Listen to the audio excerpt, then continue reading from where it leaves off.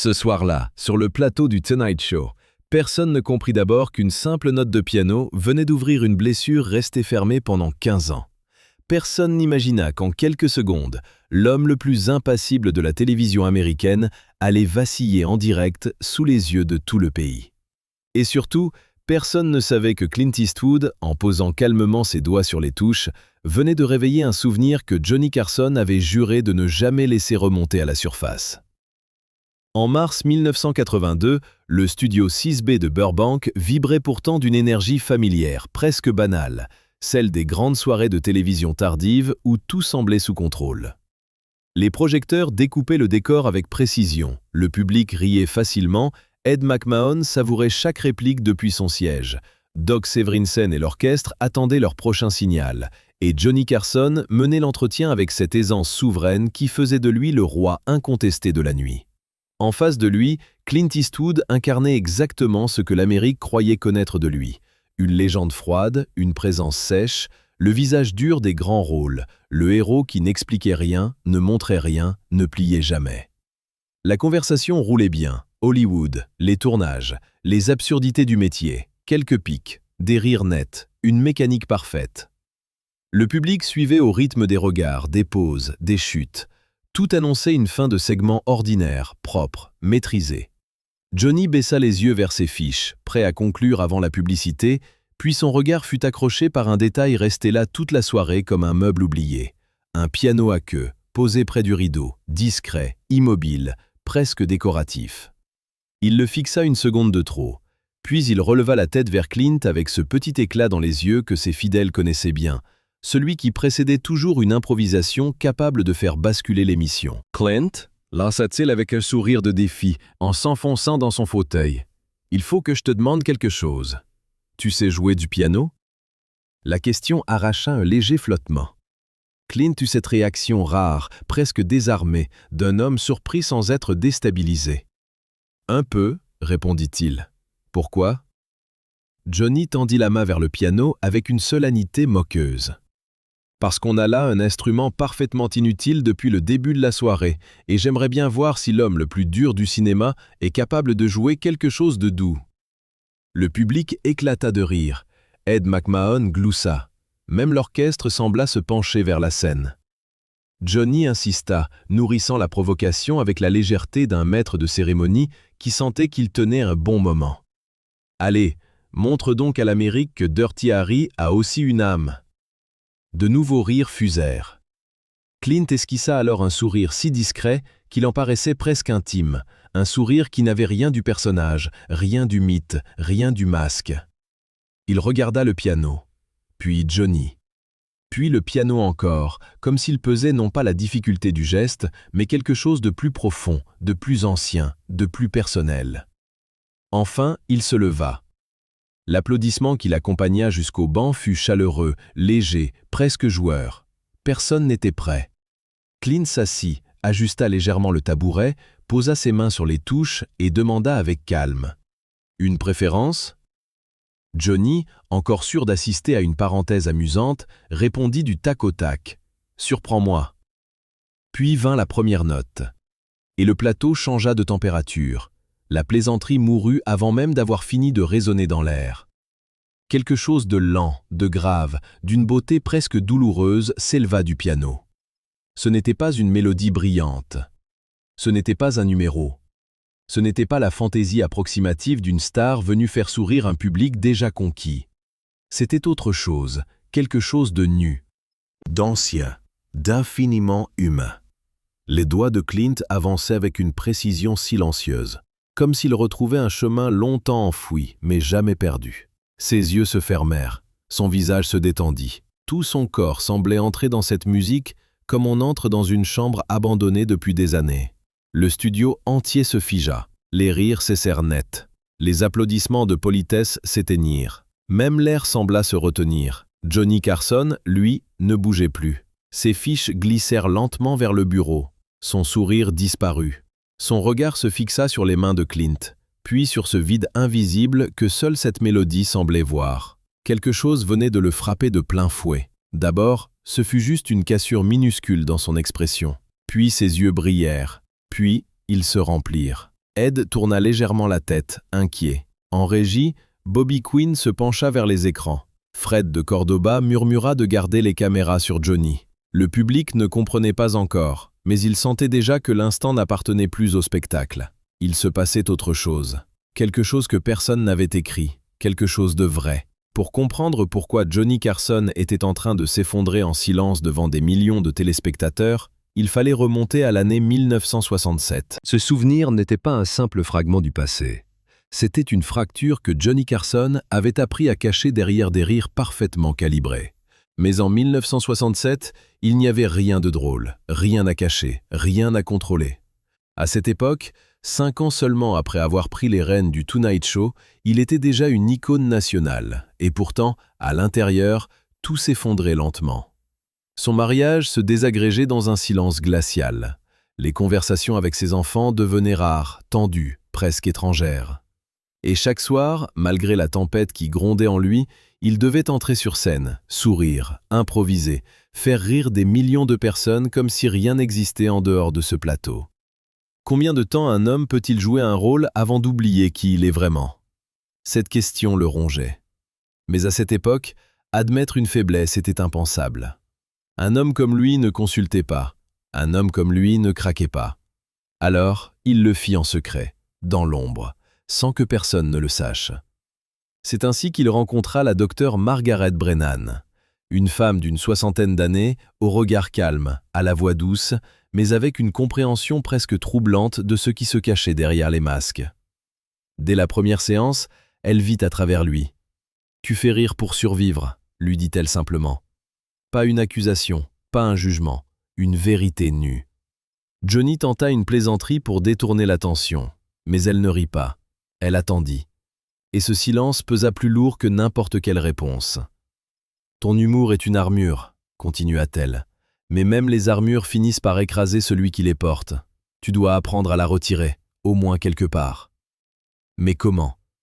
Comment un homme qui vit devant des millions de regards peut-il s'autoriser à être vulnérable, ne serait-ce qu'un instant? C'est là qu'elle fit quelque chose d'inattendu. Dans un coin de son cabinet se trouvait un vieux piano droit, légèrement désaccordé, marqué par le temps. Elle l'ouvrit doucement, s'assit, puis invita Johnny à s'installer à côté d'elle. « Je vais jouer », dit-elle. « Et toi, tu ne dis rien. Tu ne plaisantes pas, tu ne fuis pas, tu restes. » Ces mots semblaient simples, mais pour lui, ils étaient presque impossibles. Et pourtant, il resta. Puis elle joua. La première note traversa la pièce comme une fissure dans le silence. Une mélodie lente, fragile, presque hésitante au début, puis de plus en plus profonde, comme si chaque note venait chercher quelque chose enfoui très loin. Johnny sentit immédiatement que quelque chose n'allait pas, ou plutôt que quelque chose était trop juste, trop vrai. Il voulut faire une blague, il voulut briser l'instant, mais il ne put pas. Pourquoi cette musique semblait-elle le connaître mieux que lui-même? Pourquoi chaque note donnait l'impression d'ouvrir une porte qu'il avait verrouillée depuis des années? La mélodie continua, et avec elle, les images. Son mariage qui s'effondre, les regards froids, les silences interminables à la maison, ses enfants qu'il ne reconnaissait plus vraiment. Et cette solitude écrasante que même les rires de l'Amérique entière ne pouvaient combler. Son souffle se coupa, sa gorge se serra, et pour la première fois depuis des années, Johnny Carson ne contrôla plus rien. Les larmes arrivèrent sans prévenir, pas les larmes qu'un acteur peut provoquer sur commande, non, celles qui brûlent, celles qui tremblent, celles qu'on ne peut ni arrêter ni cacher. Il pleura, vraiment, longtemps. Et dans ce moment, quelque chose se brisa, mais quelque chose se libéra aussi. La musique s'arrêta doucement. Le silence qui suivit n'était pas vide. Il était plein de tout ce qui venait d'être ressenti. Margaret posa doucement ses mains sur ses genoux et dit « Cette mélodie, elle est à toi maintenant. » Johnny releva lentement la tête, encore submergé, incapable de parler. « Quand tu oublieras que tu es humain, quand tu commenceras à jouer encore et encore, reviens à ça. C'est ton rappel, ton permission d'arrêter. » Pendant 3 ans, il revint, encore et encore. Elle l'aida à traverser son divorce, à recoller, lentement, les morceaux avec ses enfants, à comprendre qu'ils pouvaient être 2 hommes à la fois, la légende et l'être humain derrière. Puis, en 1975, tout s'arrêta brutalement. Une crise cardiaque, sans avertissement, sans adieu. Johnny apprit sa mort quelques minutes avant d'entrer en scène. Et pourtant, il fit son monologue. Il fit rire l'Amérique pendant 90 minutes. Personne ne sut qu'il venait de perdre la seule personne qui lui avait appris à pleurer. Après ça, il enterra la mélodie avec elle. Il ne demanda jamais son nom. Il ne la rejoua jamais. Il ne la chercha jamais. Parce que certaines choses sont trop sacrées pour être touchées à nouveau. Jusqu'à cette nuit de 1982, où, sans le savoir, Clint Eastwood venait de ramener cette mélodie à la vie. La dernière note résonna, puis s'éteignit lentement, comme un souffle qui refuse de disparaître. Personne n'applaudit, personne ne bougea. Le silence n'était pas un vide, c'était un choc. Clint ouvrit les yeux, encore perdu dans la musique, puis leva le regard vers Johnny, et tout changea. Les larmes, visibles, incontrôlables, pas celles d'un homme qui joue, celles d'un homme qui ne peut plus se cacher. Une seconde passa, puis deux. Le doute traversa le visage de Clint. « Johnny, j'ai fait quelque chose de mal ?» demanda-t-il doucement. Mais la question resta suspendue dans l'air. Johnny ne répondit pas. Il ne pouvait pas. Sa gorge était nouée, son souffle irrégulier. Derrière les caméras, la régie paniquait en silence. Que faire? Couper? Continuer? Personne n'avait de réponse. Parce que ce moment n'appartenait plus à la télévision. Et soudain, Johnny prit une décision que personne n'aurait osé écrire dans un script. Il se leva, lentement, sans regarder le public, sans parler à Ed, sans attendre une instruction. Il marcha vers le piano. Chaque pas semblait lourd, chargé de quelque chose d'invisible mais immense. Les caméras le suivirent. Le public retenait son souffle. Arrivé à côté de Clint, il resta debout un instant, fixant les touches, comme s'il regardait un fantôme. Puis enfin, d'une voix brisée, il demanda « Cette mélodie, c'était quoi ?» Clint hésita à peine. « Elle n'a pas de nom, » répondit-il. « C'est quelque chose que mon professeur jouait quand j'étais enfant. » Johnny releva brusquement les yeux. Un détail, une fissure dans la réalité. « Ton professeur ?»« Oui, Margaret Brennan. » Le temps s'arrêta, littéralement. L'air sembla disparaître du studio. Johnny inspira, mais rien ne vint. « Margaret Brennan ?» répéta-t-il, presque sans voix. Clint hocha doucement la tête. « Elle m'a appris le piano de mes 8 à 16 ans. Elle disait que cette mélodie servait à se souvenir, à s'arrêter, à ressentir quelque chose de vrai. » Une vague invisible traversa Johnny. Tout s'aligna, trop vite, trop fort, trop profondément.